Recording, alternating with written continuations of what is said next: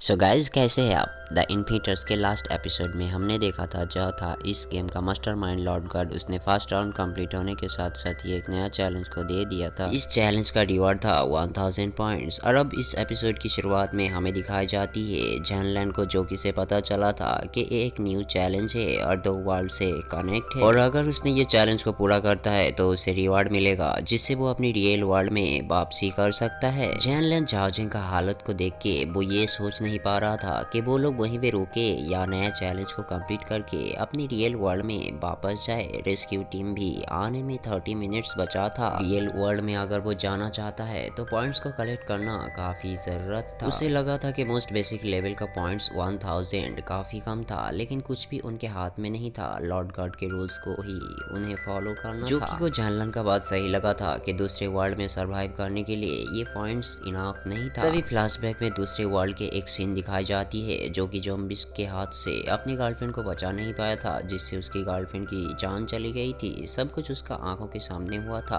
और वो कुछ भी नहीं कर पाया था। प्रेजेंट में हमें दिखाई जाती है जो कि एक एक्सपीरियंस वाला आदमी था और 3 वर्ल्ड के नॉलेज वो सबको बांट रहा था। झाओजिंग को अगेन पेन होना स्टार्ट हो गया था, जिससे उसे काफी तकलीफें हो रहा था। साइंटिस्ट और झाओजिंग को इन्फेक्टेड है बोल के निशाना बना इससे जानलन को काफी गुस्सा आया था और वो बता रहा था कि जिसने अपनी जान जोखिम में डाल के तुम्हें बचाया तुम उसी को मारोगे। जोकी को भी ओसाड के ये बिहेवियर पर काफी गुस्सा आया था और वो उसकी डेजर्ट ईगल से ओसाड को शूट करने ही वाला था, जिससे ओसाड डर के पीछे हटते ही उसका पैर एक बोतल से टकराता है और गन का ट्रिगर अपने आप दब जाता है। झाओजिंग जानलन को बुलेट लगने से बचा लिया था। जो कि झाओजिंग को बता रहा था कि तुम्हारा उसे बचाने का तरीका बहुत ही अच्छा था, क्या तुमने खुद को अपग्रेड किया।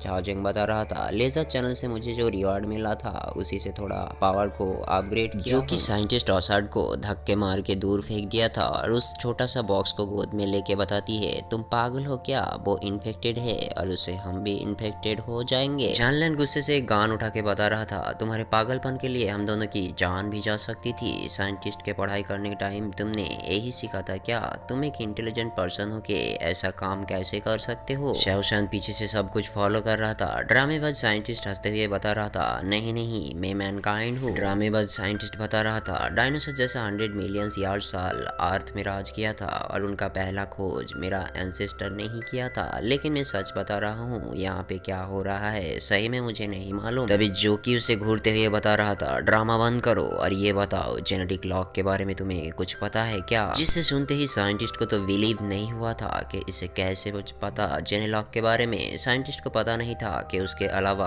और किसी को भी पता था। साइंटिस्ट बता रहा था जेनेलॉक लिविंग के हर एक चीज को मेकअप करता है, सब कुछ उसी से रिकॉग्नाइज से ही होता है, इवन वर्ल्ड के एवोल्यूशन भी इसी से चेंज होता है। तुम्हें सिर्फ तुम्हारी लाइफ को चेंज करना पड़ेगा और तुम्हें पता है ये जेनेलॉक एक इनविजिबल लॉक है जिसे तुम अनलॉक कर सकते हो। जानलन को उसके ड्रामे बिल्कुल पसंद नहीं आया था और सीधा निशाना बना लिया था कि आज तो तुझे ठोक ही दूंगा मैं। उसके ये लालचीपन उसे देखा नहीं जा रहा था और मेन टॉपिक का बात कर रहा था कि तुम खुद एक डेमंस हो जिसने ये सब मॉन्स्टर को बनाया। साइंटिस्ट बता रहा था मैंने ये सब नहीं बनाया, मैं नेचर के रूल्स के खिलाफ कभी भी नहीं जा सकता हूँ क्योंकि मैं एक मैनकाइंड पर्सन हूँ, तुम सिर्फ लॉक को अनलॉक करो। जो कि ड्रामेबाज साइंटिस्ट को बता रहा था जबरदस्ती जेन लॉक को अनलॉक नहीं किया जा सकता है, ये बात तुम्हें क्या समझ में नहीं आता है। मेन बॉडी रिलीज पावर को सह नहीं पाएगा और इससे बेहतर है मर जाना। झाओ झेंग के अंदर ज़ॉम्बीज़ का असर होना अगेन स्टार्ट हो गया था, जिससे उसे काफी प्रॉब्लम हो रहा था, उसके पूरी बॉडी में पेन हो रहा था। ऐसा असर अगेन स्टार्ट होते हुए देख के जानलन उसके पास जाने ही वाला जिस पर झाओ झेंग मना करती है कि नहीं तुम मेरे पास मत आओ, इसे तुम्हें भी नुकसान हो सकता है। और झाओ झेंग जानलन को गन लोड करके रखने बता रही थी क्योंकि सिचुएशन काफी कॉम्प्लिकेटेड हो गया था। साइंटिस्ट भी उसे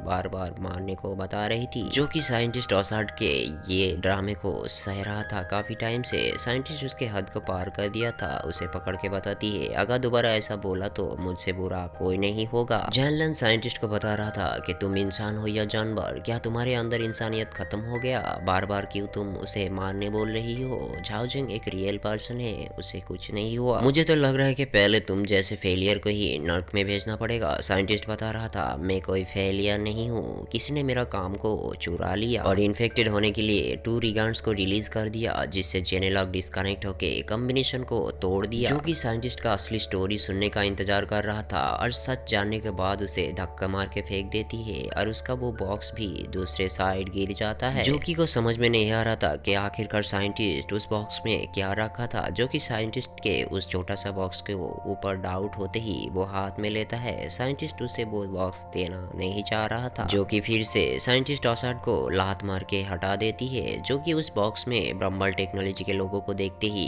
ओपन करता है। उस बॉक्स में था एक कीमती रिगैंड एंटीडोट झाओ जिंग के लिए। वो एंटीडोट सही था कि झाओलन को वो एंटीडोट देके झाओ जिंग के बॉडी में इंजेक्ट करने बताती है। जो कि उस रिगैंड के छुपाने का पीछे का राज जानना चाहता था और साइंटिस्ट को बार बार पूछ रहा था। झाओलन एंटीडोट को लेके झाओ जिंग के बॉडी में इंजेक्ट करके उसे हेल्प करना चाहता था, जिससे उसे पेन से भी छुटकारा मिल सकता था। भी ड्रामेबाज साइंटिस्ट उसे बता रहा था कि एक टेस्ट पीस है, उसका अल्टीमेट टेस्ट भी पूरी नहीं हुआ अब तक। झाओ जिंग इंजेक्ट करने ही वाला था, तभी पीछे छुपा हुआ शाओशान उसके हाथ से छीन लेता है एंटीडोट को और खुद के बॉडी में इंजेक्ट कर लेता है, जिसे देखकर जॉकी को काफी गुस्सा आ जाता है और जोगी शाओशान को शूट करने लग जाती है। लेकिन उसका नसीब अच्छा था कि वहाँ पे एक खंबा था और उस खंबे के पीछे वो छुप गई थी और इसके लिए उसकी जान भी बच गई थी। शाओशान उसे बता रहा था कि एंटीडोट अभी मेरे बॉडी में है तो मैं हूँ फाइव। साइंटिस्ट तो जॉकी के पैर पकड़ लिया था कि शाओशान का जान बख्श दे। झाओ जिंग को चारों तरफ धुंधला दिख रहा था और नीचे बेहोश होके गिर जाता है। एलन को झाओ जिंग के लिए काफी फिक्र हो रहा था, इसलिए वो उसे उठाने जाती है। तभी हमें फ्लैशबैक के कुछ सीन दिखाई जाती है, जहाँ पे हम देखते हैं कि झाओ जिंग नीचे लेटा हुआ था और बारिश के लिए होश आती ही वो देखता है कि वो एक कब्रिस्तान में है, जहाँ पे उसका गर्लफ्रेंड का कब्र दिया हुआ था। उसे हार्ट में पेन होने से वो नीचे बैठ गया था। हेवन का एक लाइट उसके ऊपर पड़ते ही वो खड़ा हो गया था और उसके गर्लफ्रेंड ली उसको पकड़ा हुआ था। झाओ जिंग उसे बता रहा था, ली मैं लाइफ से बोर हो चुका हूँ, मैं जल्दी ही तुम्हारे पास आ रहा हूँ। ली उसे बता रहा था, मेरे पास आने के लिए तुमने कोई प्रॉमिस नहीं किया। झाओ जिंग ली का हाथ पकड़ते ही वो गायब हो जाता है और उसे एक मैसेज देके जाता है कि तुम्हें मेरे लिए वर्ल्ड में जिंदा रहना पड़ेगा। झाओ जिंग को फिर से अटैक आया था और वापस वो देखता है कि ब्रम्बल कंपनी के रिसर्च सेंटर में ज़ॉम्बीज उन्हीं की तरफ आ रहा था और झाओ जिंग को वापस होश आते ही वो जैको को यहाँ से निकलने के लिए बता रहा था कि कुछ बड़े चीज यहाँ पे होने वाला है, जितना जल्दी हो सकता है तुम सबको यहाँ से निकाल जाना चाहिए। साइंटिस्ट उसके बात पर शॉक हो गया था और वो बता रहा था, कोर कंट्रोल रूम सबसे सेफेस्ट प्लेस है, यहाँ पे कुछ होने का पॉसिबल ही नहीं है, तुम आलतू फालतू बात करना बंद करो। जैको को फिर से वापस गुस्सा आया था और वो बता रहा था, फिर से उंगली कर रही हो तुम। झाओ जिंग सबको बताता है, मैंने देखा है कुछ बड़ी चीज आ रहा है, सबको यहाँ से बाहर निकालना बहुत ही ज्यादा जरूरत है। और जैको साइंटिस्ट को बाहर जाने का कोई दूसरा रास्ते के बारे में पूछता है। साइंटिस्ट सबको बता रहा था कि तुम सब पागल हो गए हो, तुम्हें क्यों समझ में नहीं आ रहा है कि बाहर खतरा और भी ज्यादा है और वैसे भी रेस्क्यू टीम आने ही वाला है। साइंटिस्ट से जैको को पता चला था कि वो सिर्फ सुजुका स्टार्टअप से ही बाहर निकल सकता है और उसे समझ में नहीं आ रहा था कि ये लोग क्यों इतना उतावला हो रहा है मरने के लिए। तभी सडनली कोर कंट्रोल रूम में लो बैटरी का वार्निंग देती है, जिससे सुजुका स्टार्टअप 30 सेकंड के अंदर ही बंद होने वाला था। जैको साइंटिस्ट को पूछ रहा था कि अब क्या करे, यही था तुम्हारा बैड आइडिया। साइंटिस्ट को समझ में आ गया था कि ये ज़ॉम्बीज ने ही पावर सप्लाई सिस्टम को डिस्ट्रॉय कर दिया था। इस सिचुएशन में किसी को भी कुछ समझ में नहीं आ रहा था कि करे तो करे क्या। जैको को असर से पता चला था कि कोर कंट्रोल रूम में कुछ गन्स है और वो लोग गन्स को कलेक्ट कर लिया था। साइंटिस्ट ने याद करके बता रहा था कि बाहर जाने के लिए एक VIP पैसेज है जहाँ से वो लोग बाहर जा सकता है, लेकिन उसे ये याद नहीं आ रहा था वो पैसेज एग्जैक्टली कहाँ पे है। जैको असड को जल्दी ही एग्जिट गेट को ढूंढने बताती है। तभी कोर कंट्रोल रूम के सेफ्टी गेट को एक डेमन बीस्ट तोड़ने वाला होती है। बीस्ट ने गेट को तोड़ दिया था और उसके दहाड़ने से प्रेजेंट सब नीचे गिर गया था। वो सब बीस्ट के ऊपर शूट करने लग गया था, लेकिन वो बीस्ट काफी खतरनाक था, शूट करके भी उसे रोकना पॉसिबल नहीं हो रहा था। वो बीस्ट को देख के लग रहा था कि वो कोई खिलौना से खेल रहा है। डेमंस बीस्ट फिर से दहाड़ता है और झाओ जिंग और जैको नीचे गिर जाता है। साइंटिस्ट ऑसार्ड VIP पैसेज को ढूंढ रहा था। डेमंस बीस्ट जैनलन के ऊपर अटैक करनी ही होती है। फिर से हमारे हीरो झाओ जिंग हमारे हीरोइन जैनलन को बचा लेती है। जैको ने इतना फायरिंग किया था, उसके अटैक से ही एग्रीगेटर समटाइम्स के लिए बेहोश हो गया था। वो लोग को बहुत बड़ा चुनौती का सामना करना पड़ रहा था। एक तरफ तो डेमंस बीस्ट और दूसरी तरफ झाओ जेंग का हालत दोनों ही सिचुएशन से काफी मैच कर रहा था। जैनलन उसे बता रहा था कि सिर्फ 3 मिनट और आंख खुली रखो, हम यहाँ से जल्दी ही निकल जाएंगे क्योंकि रेस की टीम पहुंचने ही वाला है। एग्रीगेटर वापस से जैको को पीछे से पकड़ लेता है। जैको को काफी तकलीफें हो रहा था। जैनलन गन उठा के शूट कर देती है। वो देखता है कि डेमन बीस्ट को कोई फर्क नहीं पड़ रहा था। अभी वो देखता है कि सामने एक साइंस मैनिया केमिकल बोतल पड़ा है। उसे बेस्ट के ऊपर फेंकते ही टारगेट बना के शूट कर देता है और बीस्ट के बॉडी में आग लग जाता है। बीस्ट तो जैको को छोड़ देता है जिससे वो बेहोश हो गया था। जैनलन के बुलाने पर भी कोई रिस्पांस नहीं मिल रहा था। जैनलन दोनों का हालत को देख के खुद सोच नहीं पा रहा था कि आखिर वो करे क्या। डेमन बीस्ट के दहाड़ने से साइड के दीवारें टूटते ही पैसेज दिख गया था। साइंटिस्ट ऑसर तो पागलों जैसा बिहेव कर रहा था कि आखिर वो लोग वहाँ से निकल पाएगा, लेकिन जिसको ओपन करने के लिए सुपरवाइजर के कीज की जरूरत होती थी, शाओशन वहाँ आके ऑसर को हटा देती है और कार्ड से एक्सेस करके उस पैसेज को ओपन कर लेती है। शाओशन को देख के ऑसर को समझ में नहीं आ रहा था कि ये बंदा कहाँ से आया था। शाओशन उसे बेहुदा बातें करने की मना करता है और अंदर आने बता रहा था। ऑसर को बाकी दोनों के लिए भी फिक्र हो रहा था। शाओशन बता रहा था तुम्हें अगर 5 प्लान चाहिए तो आओ मेरे साथ, नहीं तो मरो यहाँ पे